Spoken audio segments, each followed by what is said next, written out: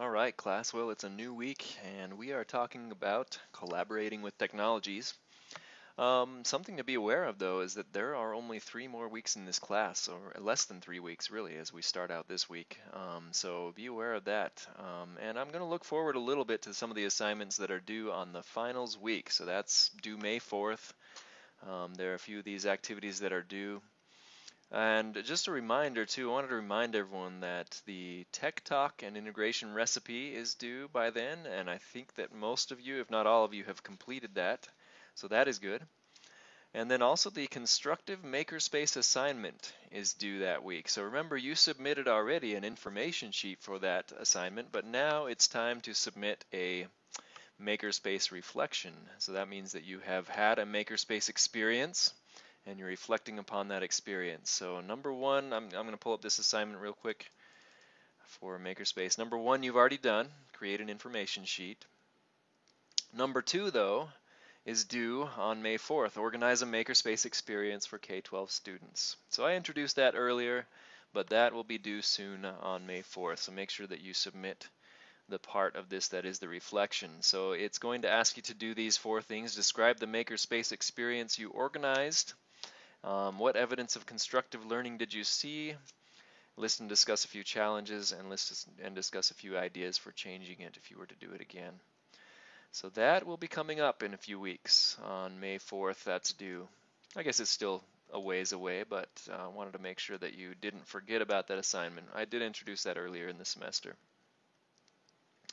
Also due on May 4th is the project that we're currently working toward, and that is the Cooperative Communication Project. So I'm going to go ahead and introduce this assignment today as well. This one is, if you've taken my undergraduate class, it's a lot like one of the assignments in that class, but it kind of builds upon this whole idea of project-based learning and meaningful learning in this class as well. It's a wonderful opportunity for a cooperative communication project and for you to create one. So here are the parts of the assignment. The project has 2 parts. Number 1 is to create a video or recorded presentation of approximately 3 to 6 minutes in length. This video or recorded presentation should teach a concept or skill or tell a story to your students. Make sure that anyone in your video or recorded presentation agrees to be posted online and that you don't use any copyright protected content, such as music from your favorite group, pictures that are copyrighted, and videos that are not open licensed. So your job then is to create your own video. And I think that the best way that most people do this is to teach a concept or skill in their video that they create. So that is part of the assignment, and that's the first part of it, about 3 to 6 minutes in length. So it doesn't have to be too long, but this video will include editing. So don't just plan on taking a one-shot video, and that's why this next few weeks you're going to be learning about editing and so forth. You need to take a look at the videos on this so that you know how to edit. And you're going to use a system, a nonlinear editing system on a computer to do this. You can use the Windows Photo app if you have a Windows computer, or you can use iMovie if you have a Mac, or iMovie on the iPad. So either way, you should have something that can allow you to edit the video, not just shoot one shot and submit that as a video. That will not get very good grade. Number 2, create a project plan that you as a teacher could follow, in which students are required to find, evaluate, and use information about a subject, then create a video or recorded presentation to communicate their knowledge. So basically you're going to make a project plan in which your students will create a video and teach a concept that they have gathered information and learned about.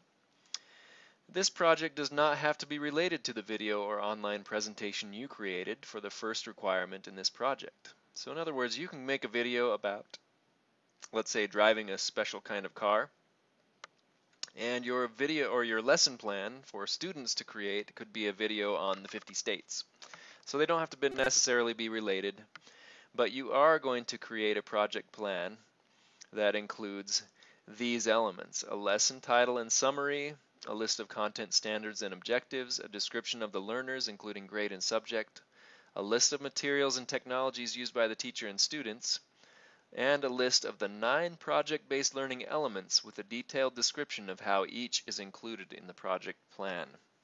So this is instead of your timeline of activities like you would normally submit as part of a lesson plan. Instead, just list anchor and then put What is the anchor for the project? Task.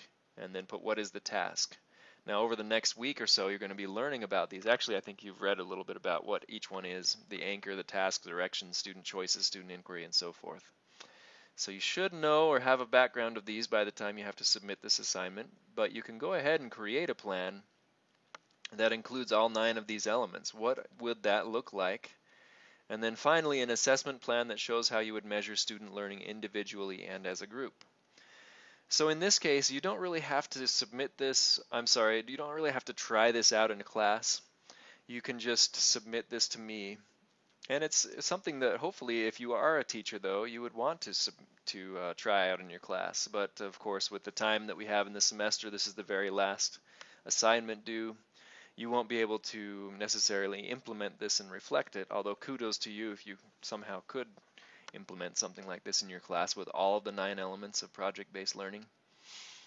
But so for me, you don't have to actually implement this, but you do need to create the video or recorded presentation on your own. This shows me that you know how to create a video and that you can use software to edit a video. So you know what your students would have to do then if they needed to create their own video. You can help them.